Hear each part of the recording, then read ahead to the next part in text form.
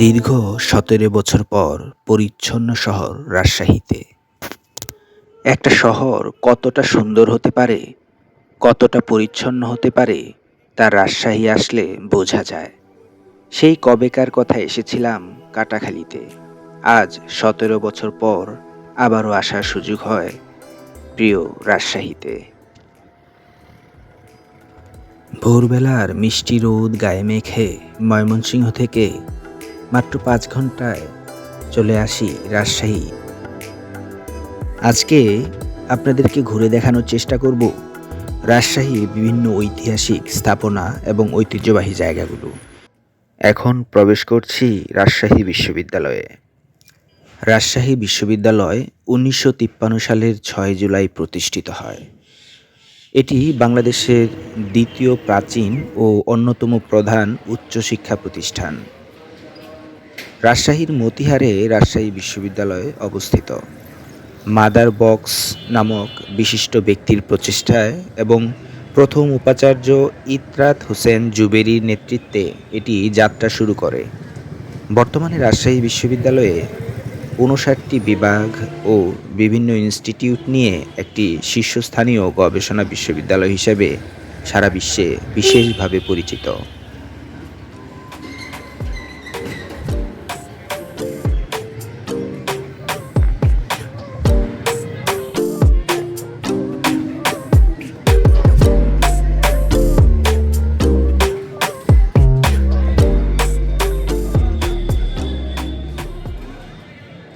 Paris রোডের এই গাছগুলো মহাকালের গল্পের মতোই নিখুঁত আলপনার কারুকাজ।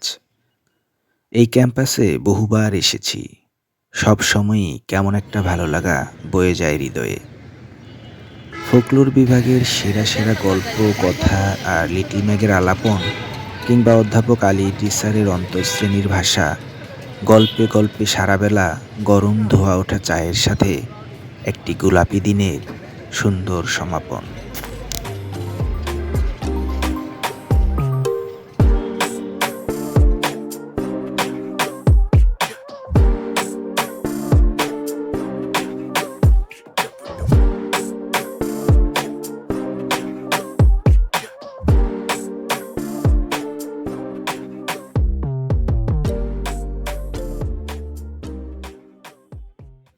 পশ্চিম আকাশে সূর্য ডুবতে বসেছে।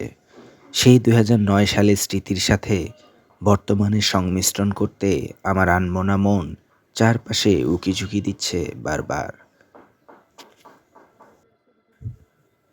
গোধূলি লগ্নের সাথে সাথে ডুবন্ত টকটকে লাল সূর্যের হাসি দেখতে দেখতে ঐতিহ্যবাহী বাতিঘর আমাদের ঠিকানা হলো।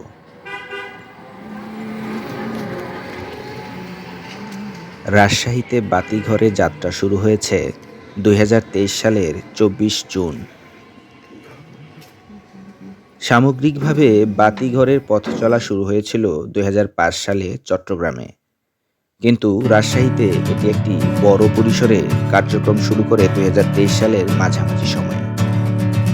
রাজশাহীর এই নতুন শাখাটি উদ্বোধন করেন বিশ্ব সাহিত্য কেন্দ্রের প্রতিষ্ঠাতা অধ্যাপক আবদুল্লাহ আবু সাঈদ।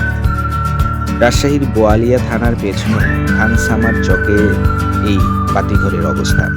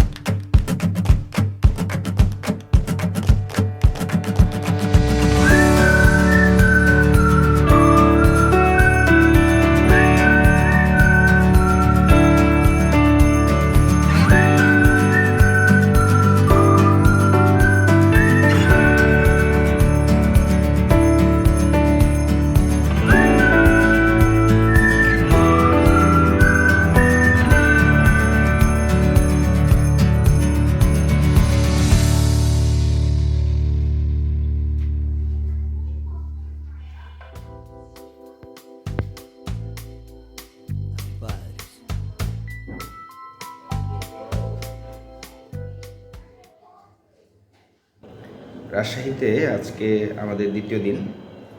ফজরের পরপরই এখন রুম থেকে বের হচ্ছি, পদ্মার পাড়ে যাব এবং রাজশাহী শহরের আশেপাশে কিছু জায়গা ঘুরে দেখাবো আপনাদেরকে। চলুন বের হই সকাল সকাল রাজশাহী দেখার জন্য।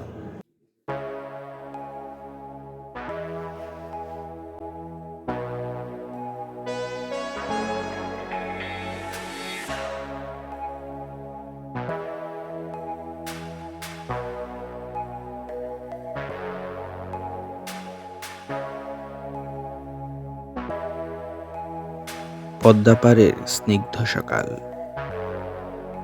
রাজশাহীর আইবাঁধ দেখতে পদ্মার ধুধু বালুচরে সুন্দর একটি দিনের শুরু।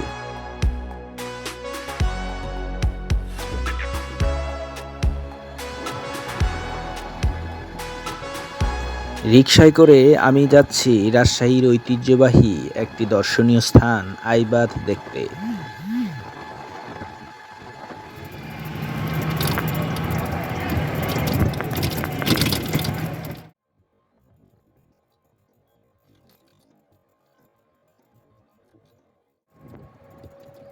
শহরের কর্মচাঞ্চল্য এখনো শুরু হয়নি। শীতঘুম থেকে মানুষ সবেমাত্র উঠতে শুরু করেছে। আমরা এগিয়ে যাচ্ছি পদ্মার আইবাঁধ দেখতে।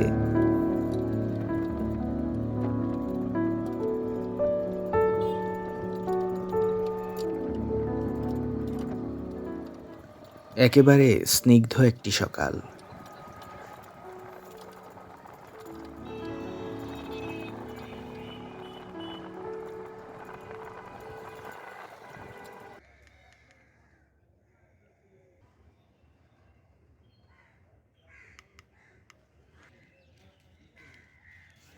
ভোরের সূর্যোদয়, পাখিদের উড়াউড়ি আর কাঠবিড়ালির ভয়হীন দুষ্টুমি মনকে সতেজ করে দিল।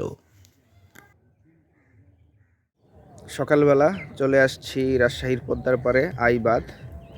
একটি খুবই ঐতিহ্যবাহী জায়গা এটি, দর্শনার্থীদের পছন্দের জায়গা। রেল স্টেশন থেকে রিকশায় করে চলে আসলাম আইবাঁধে। শুধু দুধু বালুচর, পদ্মায় পানি নেই, শুষ্ক মৌসুমে একদমই পানি থাকে না। ওই পিছনে ওই জায়গাটি হচ্ছে আইবাঁধ। আর দেখুন সব একদম ভোরবেলা, ফজরের পর আসা, সূর্য মাত্র উঁকি দিচ্ছে একটু একটু করে। একদম দেখেন সব বালুচর, দুধু বালুচর। কনকনে শীতের সকালে সবাই যখন কম্বল জড়িয়ে শীত ঘুমে, আমার মন তখন পদ্মার বুকে। শীতে পদ্মা কতটা অসহায় আজ তা বুঝলাম। ধুধু বালুচরে পদ্মাকে চিনতে কষ্ট হচ্ছিল।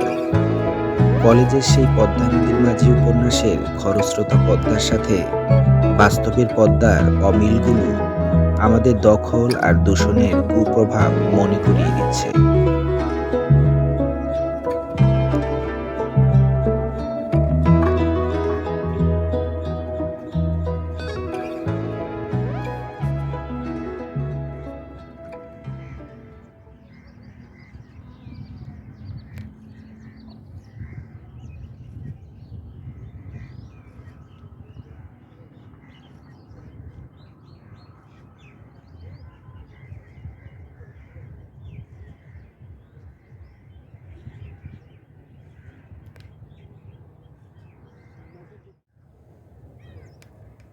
পিছনের আমার এই জায়গাটি হচ্ছে আইবাঁধ।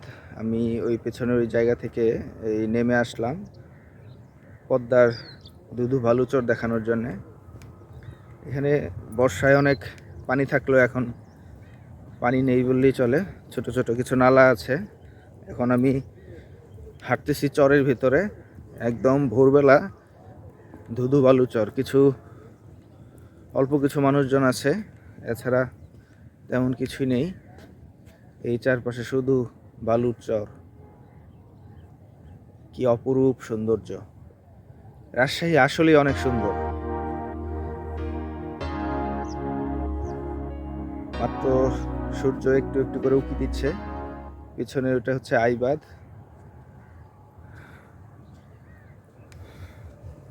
সামনে মাঝিদের অনেক নৌকা দেখা যাচ্ছে, দেখি আর একটু সামনে যাওয়া যায় কিনা।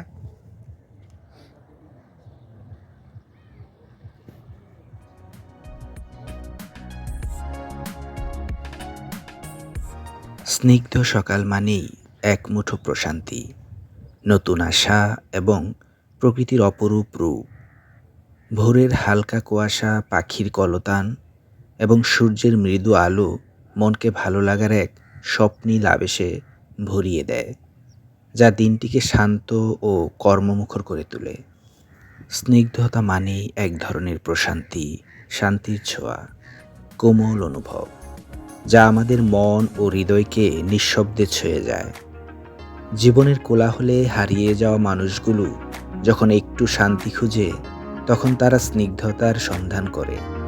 স্নিগ্ধতা কখনো প্রকৃতির মাঝে, কখনো কারো হাসিতে, আবার কখনো প্রিয় মানুষের চোখে ধরা দেয়।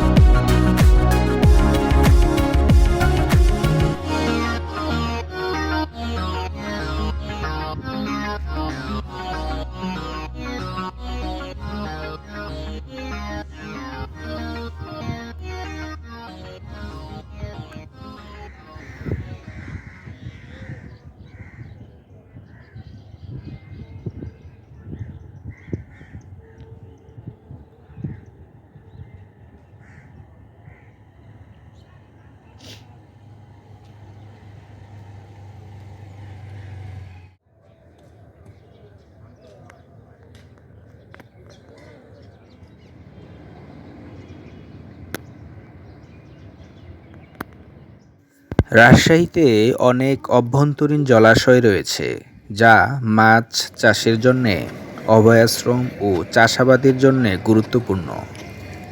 ৮৩ বর্গ কিলোমিটার আয়তনের রাজশাহী শহরে এখন জলাশয় আছে মাত্র ১২০টি, যার মধ্যে কেবল ২২টি পুকুর সরকারিভাবে সংরক্ষণের উদ্যোগ নেওয়া হয়েছে। রাজশাহীর ঐতিহ্যবাহী ঢোপকল হলো একটি বিশেষ ধরনের প্রাচীন পানির ট্যাঙ্ক।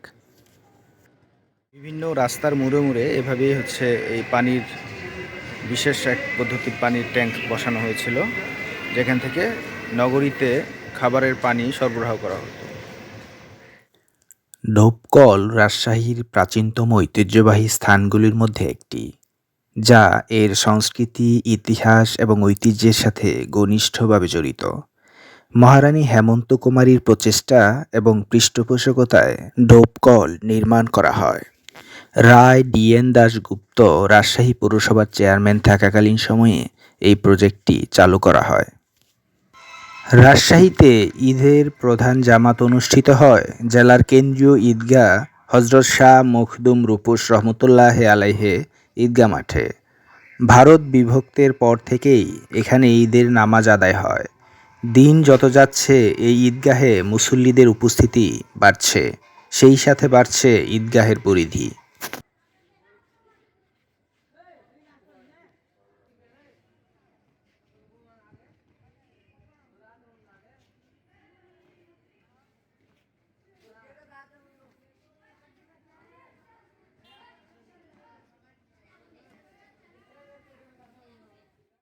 আমার পিছনের এই জায়গাটি হচ্ছে রাজশাহী কেন্দ্রীয় ঈদগাহ মাঠ। আমাদের প্রাচীন স্থাপত্য শৈলীর আদলে তৈরি, অনেক দৃষ্টিনন্দন এই ঈদগাহ মাঠটি রাজশাহী ফায়ার সার্ভিস স্টেশনের ঠিক পাশেই পদ্মার পাড়ে অবস্থিত। দেখুন কত সুন্দর দৃষ্টিনন্দন একটি ঈদগাহ মাঠ।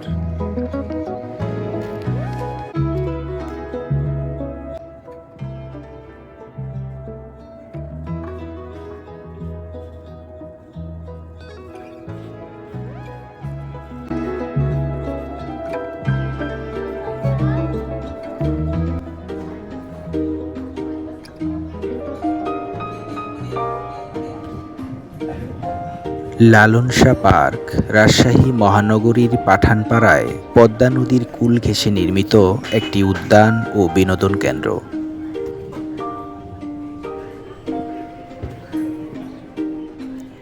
এটি রাজশাহী মহানগরীর একমাত্র উন্মুক্ত বিনোদন কেন্দ্র। রাজশাহী সিটি কর্পোরেশনের উদ্যোগে 2013 সালে এই পার্কটি স্থাপন করা হয়। মরমী কবি লালন শাহের নামে এটির নামকরণ করা হয়।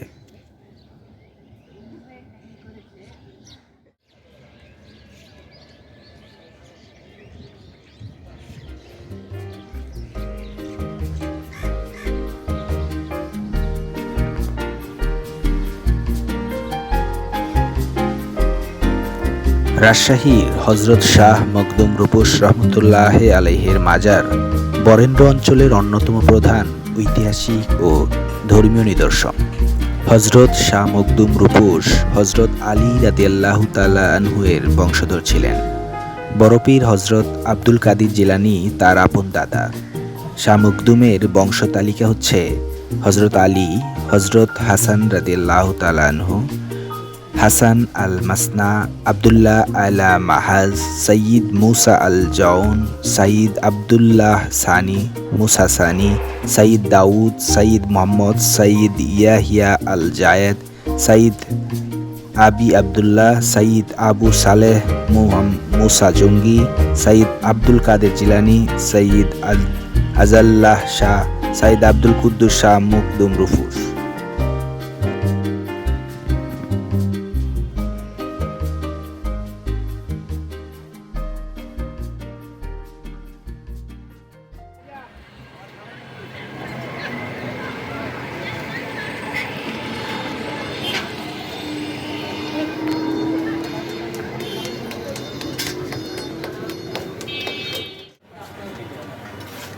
রাজশাহীর ঐতিহ্যবাহী খাবারের তালিকায় সবার উপরে থাকে পুষ্টিকর ও সুস্বাদু কালাই রুটি।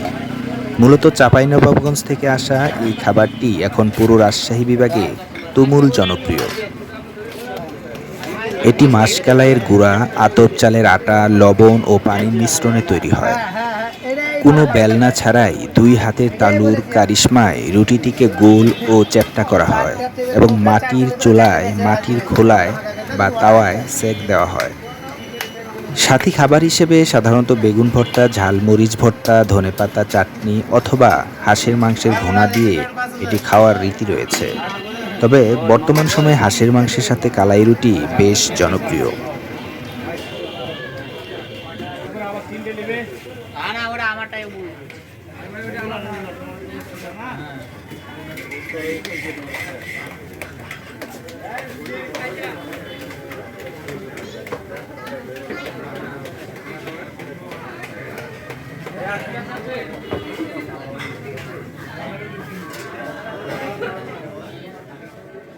রাজশাহী শহরের সাহেববাজারে চাচির হাতের কালাই রুটি বেশ নামকরা। এখনও সেই আগের রীতিতেই তৈরি করেন তিনি কালাই রুটি।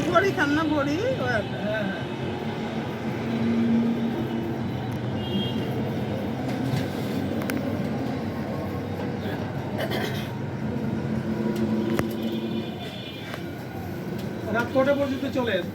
অনেক রাত না, 10টা পর্যন্ত।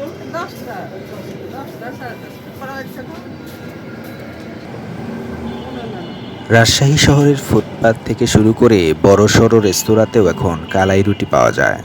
উল্লেখযোগ্য কালাই রুটির জন্যে রাজশাহী উপশহর নিউ মার্কেট রোডে অবস্থিত বেশ কিছু রেস্তোরাঁ বেশ জনপ্রিয়।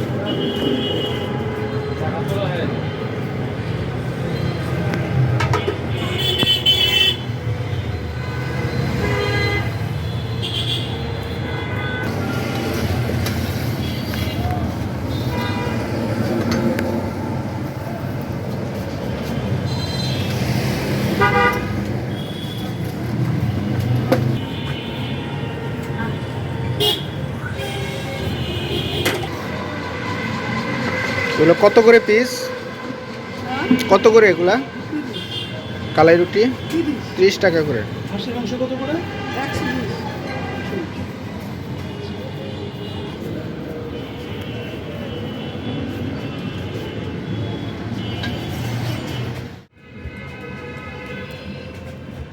ভর্তা সুন্দর করে লাগাই দিয়েছে।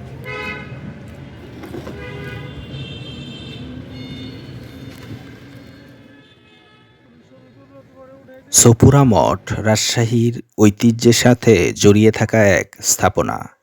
স্থানীয় গবেষক ও হেরিটেজ বিষয়ক সূত্রে জানা যায়, এটি 1745 সালের পর মুর্শিদাবাদ থেকে আসা ব্যবসায়ীদের দ্বারা নির্মিত।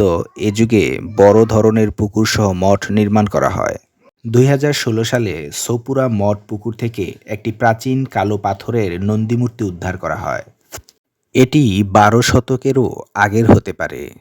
সোপুরা মঠ ও পুকুর রাজশাহী অঞ্চলের একটি গুরুত্বপূর্ণ ঐতিহ্যবাহী স্থান হিসেবে বিশেষ পরিচিত।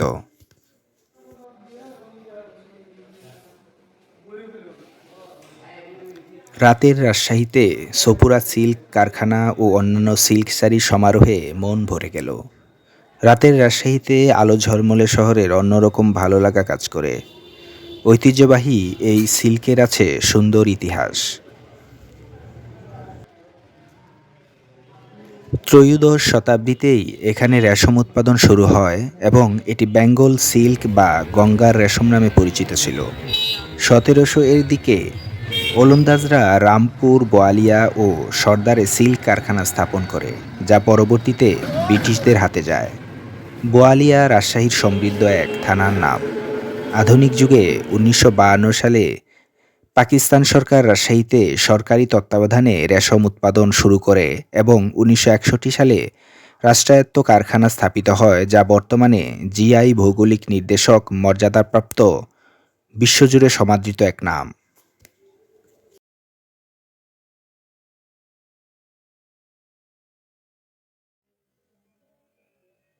এখন আমরা অবস্থান করছি রাজশাহীর ঐতিহ্যবাহী পুঠিয়া রাজবাড়িতে। পুঠিয়া রাজবাড়ি বা পাঁচানী জমিদার বাড়ি হচ্ছে মহারানী হেমন্ত কুমারী দেবীর বাসভবন। 1895 সালে মহারানী হেমন্ত কুমারী দেবী আকর্ষণীয় ইন্দো ইউরোপীয় স্থাপত্য রীতিতে আয়তাকার দ্বিতল বর্তমান রাজবাড়িটি নির্মাণ করেন। সপ্তদশ শতকে মোগল আমলে তৎকালীন বাংলার বিভিন্ন রাজ্যের মধ্যে পুঠিয়া জমিদার বাড়ি ছিল প্রাচীনতম। কথিত যে জনৈক নীলাম্বর মুঘল সম্রাট জাহাঙ্গীর 1605 থেকে 27 খ্রিস্টাব্দের মধ্যে রাজা উপাধি লাভ করার পর সেটি পুঠিয়া রাজবাড়ি রূপে পরিচিতি লাভ করে। 1744 সালে জমিদারি ভাগ হয়। সেই ভাগাভাগিতে জমিদারের বড় ছেলে পান সম্পত্তি 5.5 আনা এবং অন্য 3 ছেলে পান 3.5 আনা। জমিদারি বিলুপ্ত হলেও সে আমলে নির্মিত তাদের প্রাসাদ, মন্দির ও অন্যান্য স্থাপনা ঠিকই এখনও টিকে রয়েছে। এই প্রাসাদটি 1895 সালে মহারানী হেমন্ত কুমারী দেবী তার শাশুড়ি মহারানী শরৎ সুন্দরী দেবীর সম্মানে নির্মাণ করান। রাজশাহী কলেজ 1873 সালে রাজা হরলাল রায় বাহাদুরের আর্থিক সহায়তায় প্রতিষ্ঠিত হয় এবং এটি বাংলাদেশের অন্যতম প্রাচীন ও ঐতিহ্যবাহী শিক্ষা প্রতিষ্ঠান, যা ঢাকা ও চট্টগ্রাম কলেজের পর তৃতীয় প্রাচীনতম।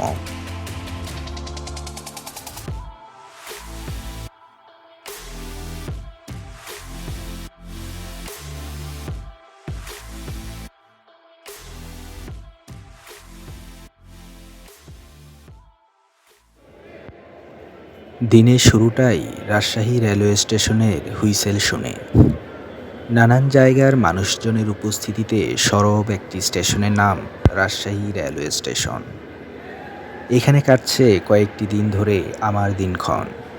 বিচিত্র সব মানুষের সাথে বৈচিত্র্যময় সময় কাটানোর এমন সুযোগ আমার আগে কখনো হয়নি। রাজশাহী রেলওয়ে স্টেশনের ইতিহাস 19 শতকের শেষ দিকের কথা, যখন কলকাতা থেকে উত্তরবঙ্গগামী রেলপথ স্থাপন করা হয়। 1930 সালে আব্দুলপুর আমনুরা ব্রডগেজ শাখা লাইন চালু হলে এটি একটি স্টেশন হিসেবে প্রতিষ্ঠা পায় এবং সময়ের সাথে সাথে শহরের প্রধান রেল স্টেশন হিসেবে পরিচিতি লাভ করে। প্রাথমিক রেলপথ 1878 সালে কলকাতা থেকে শিলিগুড়ি পর্যন্ত রেলপথের একটি অংশ ছিল পদ্মা নদীর দক্ষিণ পাড় থেকে ফেরি পার হয়ে উত্তর পাড়ের সারঘাট পর্যন্ত। পরবর্তীতে সারঘাট সিরাজগঞ্জ লাইন 1915-16 সালে নির্মিত হলে 1930 সালে সরঘাট সিরাজগঞ্জ লাইনের একটি শাখা হিসেবে আব্দুলপুর আমনুরা ব্রডগেজ লাইন চালু হলে রাজশাহী কোর্ট স্টেশন, যা বর্তমানে রাজশাহী রেলওয়ে স্টেশন নামে পরিচিতি পায়। 1929 সালে রেলপথ স্থাপনের সময় বর্তমান রাজশাহী স্টেশনের নাম ছিল রামপুর বোয়ালিয়া স্টেশন, যা পরবর্তীতে পরিবর্তিত হয়। 2003 সালে স্টেশনটির টার্মিনাল ভবন, প্ল্যাটফর্ম ও ইয়ার্ডের ব্যাপক সংস্কার ও আধুনিকীকরণ করা হয়।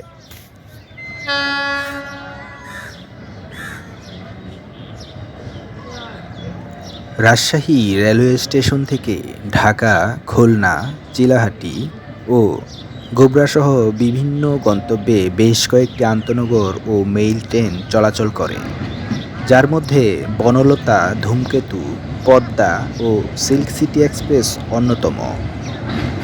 ঢাকা থেকে রাজশাহী ভ্রমণে প্রায় 4 ঘন্টা 35 মিনিট সময় লাগে। প্রধান ট্রেনগুলোর মধ্যে বনলতা এক্সপ্রেস ট্রেন সকাল 7টায় এবং পদ্মা এক্সপ্রেস রাজশাহী থেকে নিয়মিত ছেড়ে যায়।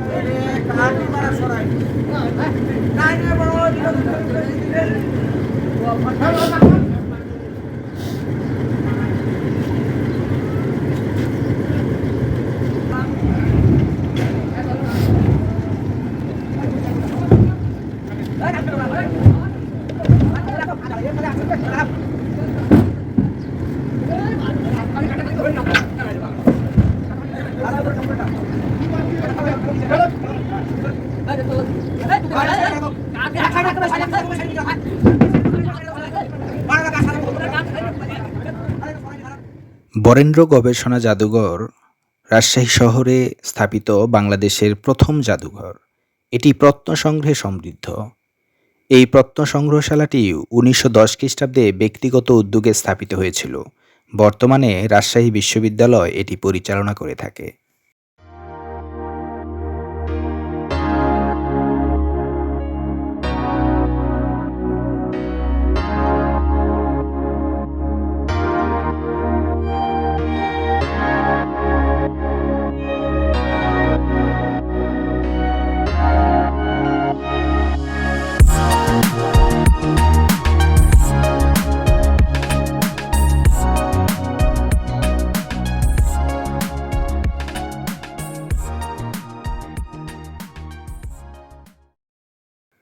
রাজশাহীর বরেন্দ্র গবেষণা জাদুঘর ভ্রমণের মধ্য দিয়ে বিদায় নিচ্ছি আমি রাশিদুল আলম শিমুল।